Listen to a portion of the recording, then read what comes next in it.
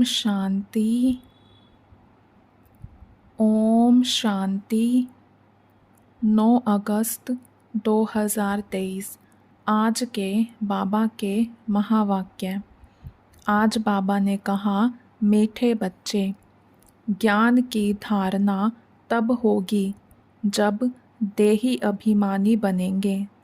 देही अभिमानी बनने वाले बच्चों को ही बाप की याद रहेगी। प्रश्न: किस एक भूल के कारण मनुष्यों ने आत्मा को निर्लेप कह दिया है? उत्तर: मनुष्यों ने आत्मा सो परमात्मा कहा। इसी भूल के कारण आत्मा को निर्लेप मान लिया।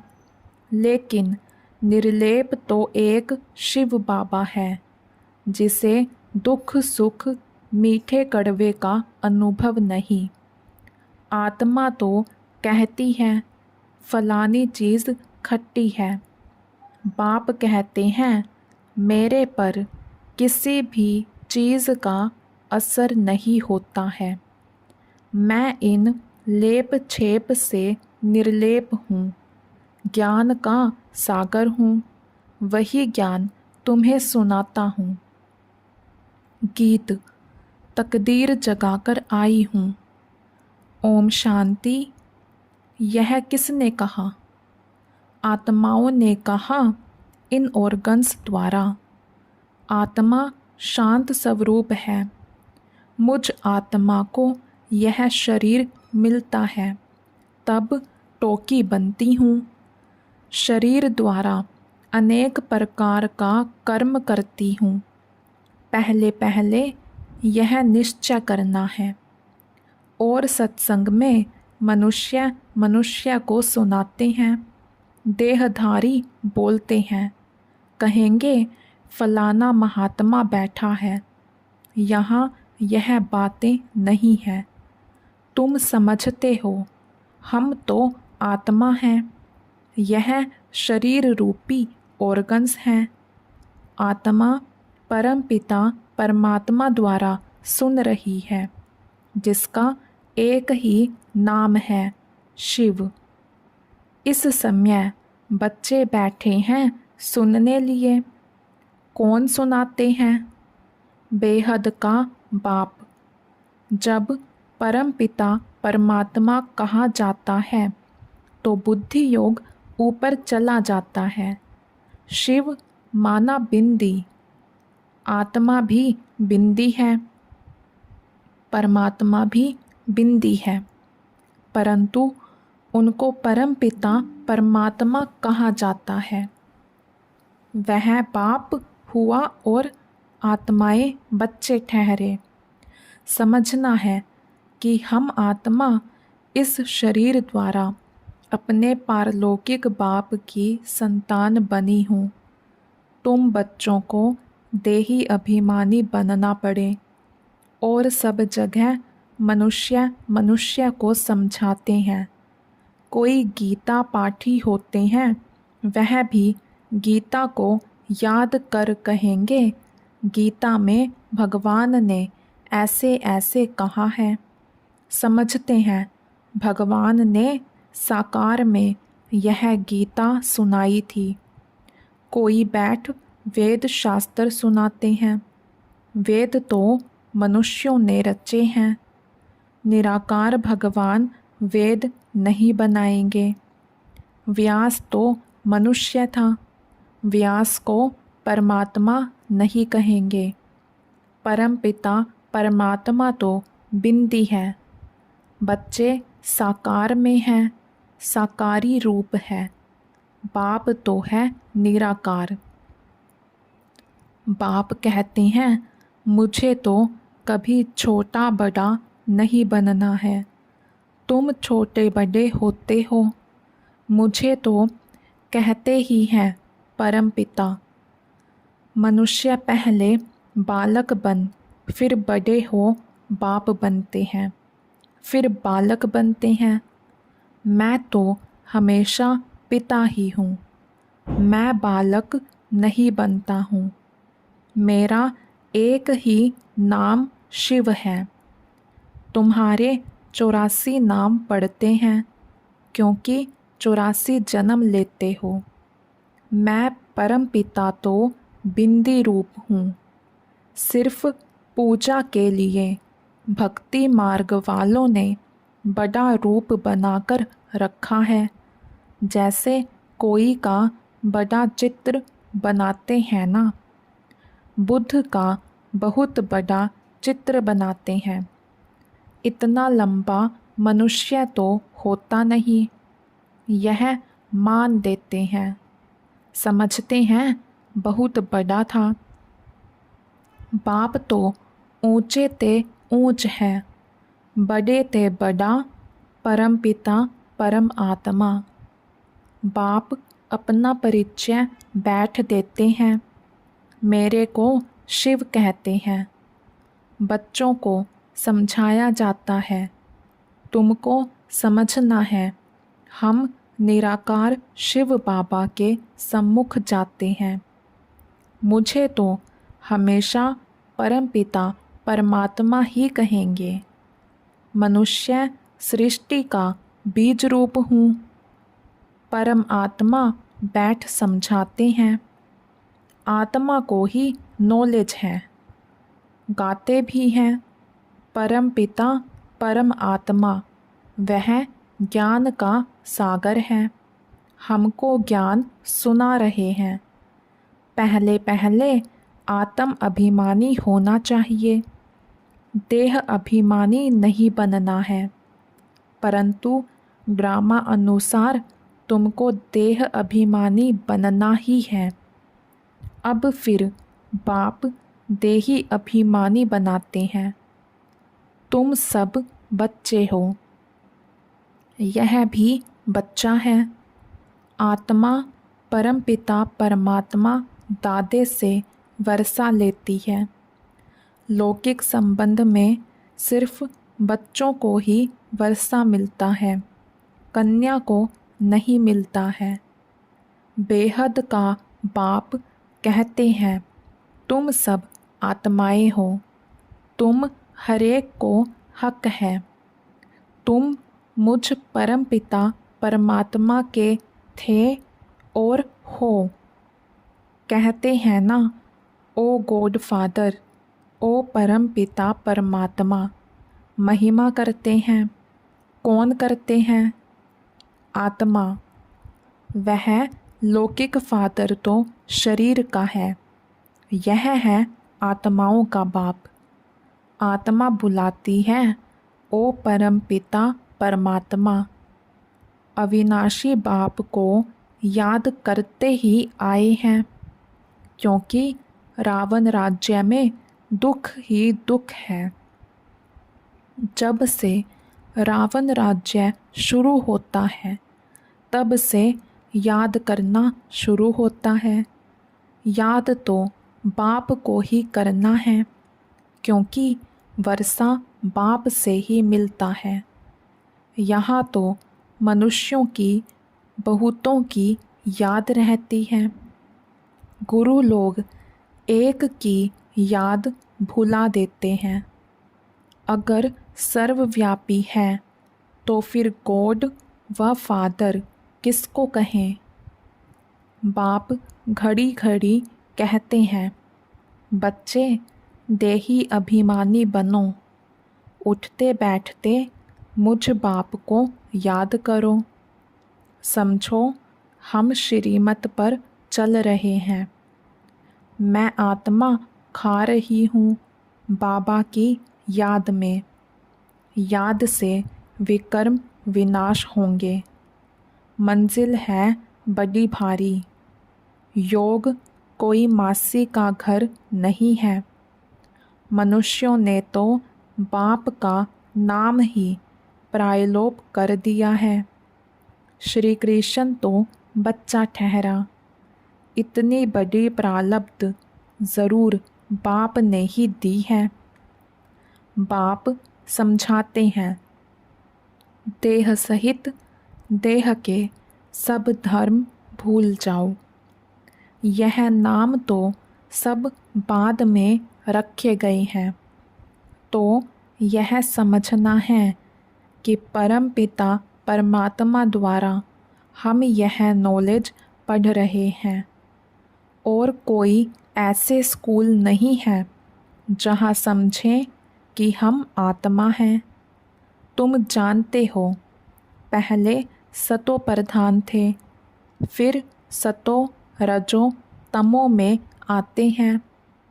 खाद आत्मा में पड़ती है, मेरे में तो कभी खाद नहीं पड़ती। मैं एवर सच्चा सोना हूँ। तुम्हारी आत्माएं सब इस समय आयरन एज्ड बन गई हैं। मम्मा भी कहेगी, हमने शिव बाबा से जो सुना है वही सुनाते हैं। शिव बाबा तो खुद ज्ञान का सागर हैं। यह बड़ी समझ की बातें हैं। बरोबर हम बाबा के बने हैं। वह हमें पढ़ाते हैं। बाबा से पढ़कर हम जीवन मुक्त बनते हैं। जीवन मुक्त माना इस शरीर में तो आना है, परंतु सुख भोगना है। मुक्ति सबको मिलती है, परंतु जीवन मुक्ति में तो नंबरवार आते हैं। मुक्त तो सब आत्माएं होती हैं। दुख से आधा कल्प के लिए मुक्त कर देते हैं।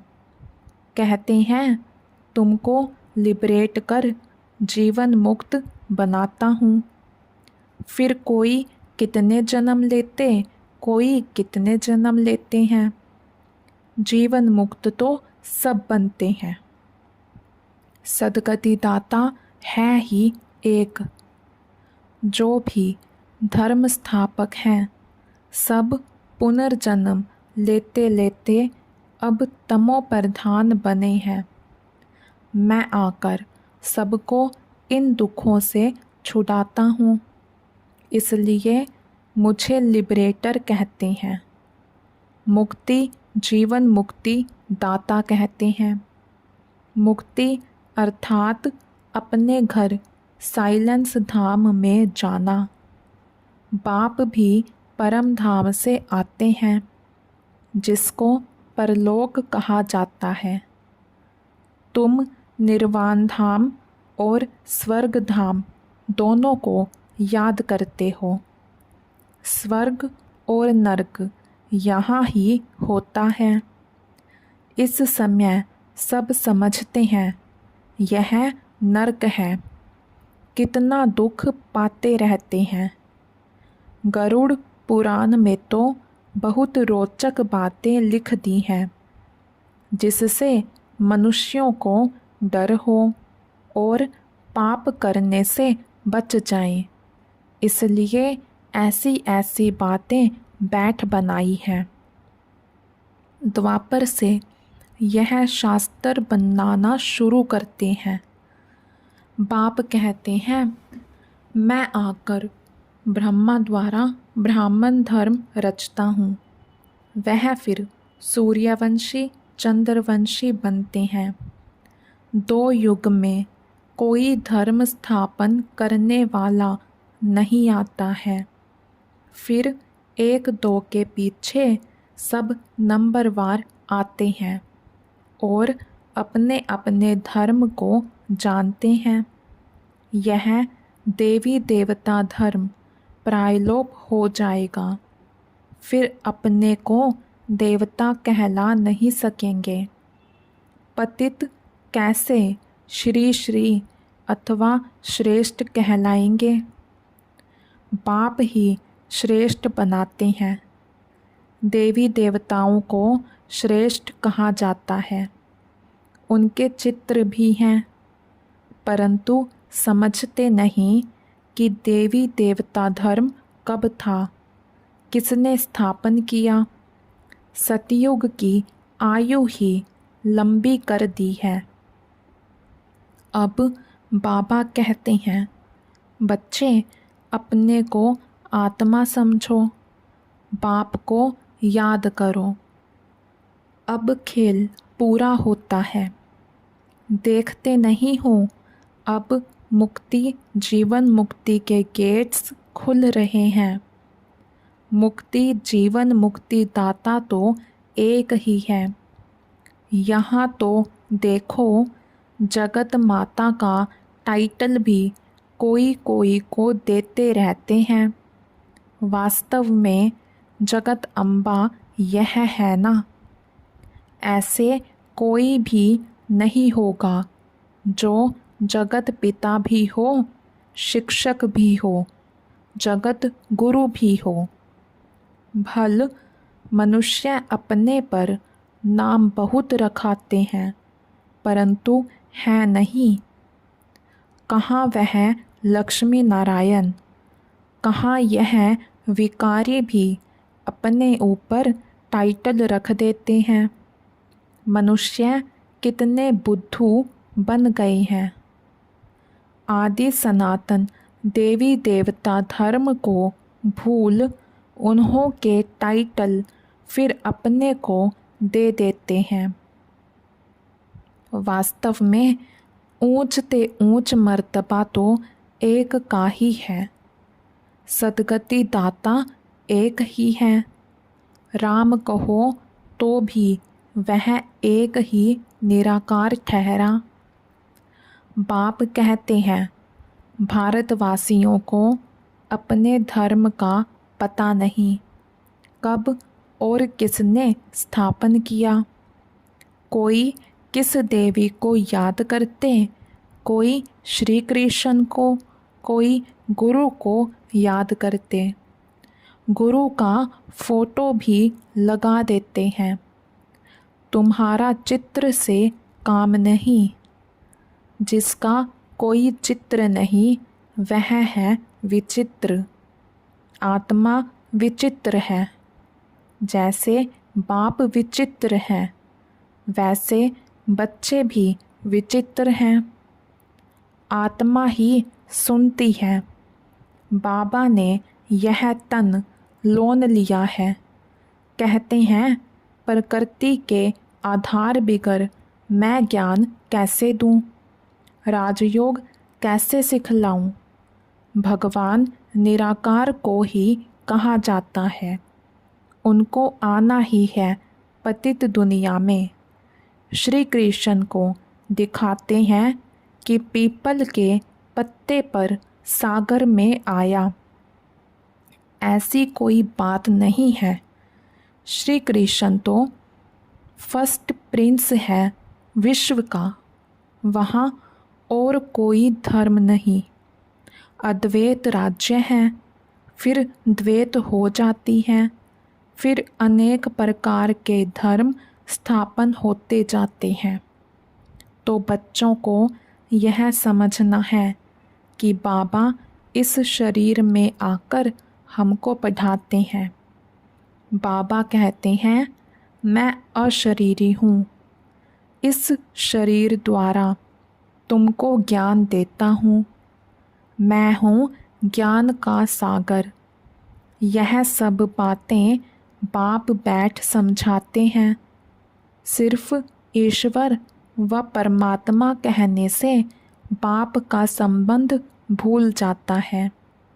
परमात्मा बाप है, उनसे वर्षा मिलता है, यह भूल जाते हैं।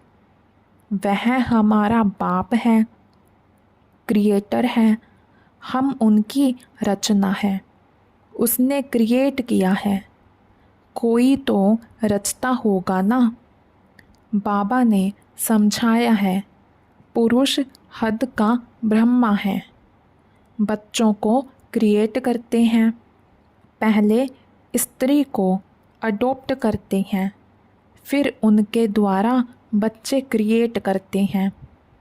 बाबा भी कहते हैं मैं इन द्वारा क्रिएट करता हूँ। स्त्री तो ज़रूर चाहिए ना।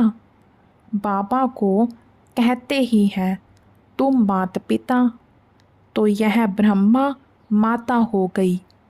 इन द्वारा अडॉप्ट करते हैं तो तुमको ब्रह्मा मुख वंशावली कहेंगे। तुम बाप के बने हो इन द्वारा। यह बड़ी वंडरफुल बातें हैं, शास्त्रों में यह नहीं है। मुझे कहते हैं नॉलेजफुल, जानी जाननहार। मनुष्य समझते हैं परमात्मा सबके अंदर की बातें जानते हैं, थॉट रीडर हैं। लेकिन इतने सबका थॉट रीडर कैसे बनेगा? बाप कहते हैं मैं मनुष्य सृष्टि का बीज रूप हूँ। मैं चैतन्य हूँ, सत्य हूँ। आत्मा भी चैतन्य है। शरीर अस्त है, घड़ी घड़ी बदलता रहता है। आत्मा तो नहीं मरती। आत्मा यह नॉलेज ग्रहण करती है। बाप समझाते हैं मैं परम पिता परमात्मा निर्लेप हूँ, अर्थात दुख सुख का अथवा कड़वी मीठी चीज़ का मुझे कोई असर नहीं होता है। मैं इन लेप छेप से निर्लेप हूँ, ज्ञान का सागर हूँ। मनुष्य फिर कहते हैं कि आत्मा निर्लेप है, क्योंकि आत्मा सो परमात्मा एक है। एक ने कहा बस उसके पीछे फॉलो करते रहते।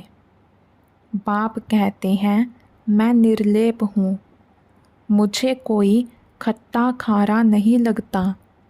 यह इनकी आत्मा कहती है फलानी चीज़ खट्टी है।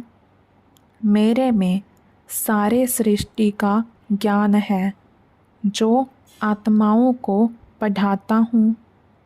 तुम हरेक को समझना है।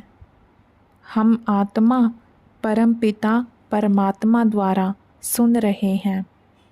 यहाँ तो बरोबर भगवानुवाच है। निश्चय करना चाहिए गॉड क्रिएटर इज़ वन। पहले पहले मुख्य बात है भारत की। भारत को अविनाशी खंड कहा जाता है। यह भारत है बर्थ प्लेस पतित पावन बाप का। यह बहुत ऊंच खंड है। यहाँ लक्ष्मी नारायण की राजधानी होगी। यह तुम जानते हो कि बाप फिर से देवी देवता धर्म की सैपलिंग लगा रहे हैं। जो इस धर्म के होंगे वही आकर वर्षा लेंगे। इसको सैपलिंग कहा जाता है। बाबा ने समझाया देही अभिमानी बनना है। बाबा हमको पढ़ा रहे हैं। हम इन कानों से सुनते हैं, पढ़ते हैं, पढ़ाते हैं। अच्छा, मीठे मीठे सिक्के लधे बच्चों प्रति माता पिता बाप दादा का याद प्यार और गुड मॉर्निंग। रूहानी बाप की रूहानी बच्चों को नमस्ते। धारणा के लिए मुख्य सार। चित्र को भूल विचित्र बन विचित्र बाप को याद करना है। देह सहित देह के सब धर्मों को बुद्धि से भूलना है। देही अभिमानी हो रहने का अभ्यास करना है। देवी देवता धर्म का सैपलिंग लग रहा है, इसलिए पावन ज़रूर बनना है। दैवी गुण धारण करने हैं। वरदान अलौकिक जीवन की स्मृति द्वारा वृत्ति, स्मृति और दृष्टि का परिवर्तन करने वाले मरजीवा भव। ब्राह्मण जीवन को अलौकिक जीवन कहते हैं। अलौकिक का अर्थ है इस लोक जैसे नहीं। दृष्टि, स्मृति और वृत्ति सब में परिवर्तन हो। सदा आत्मा भाई भाई की वृत्ति व भाई बहन की वृत्ति रहे। हम सब आपस में एक परिवार के हैं, यह वृत्ति रहे। और दृष्टि से भी आत्मा को देखो, शरीर को नहीं, तब कहेंगे मर जीवा। ऐसी श्रेष्ठ जीवन मिल गई तो पुरानी जीवन याद आ नहीं सकती। स्लोगन: सदा शुद्ध फीलिंग में रहो तो अशुद्ध फीलिंग का फ्लू पास भी नहीं आ सकता। अच्छा, ओम शांति।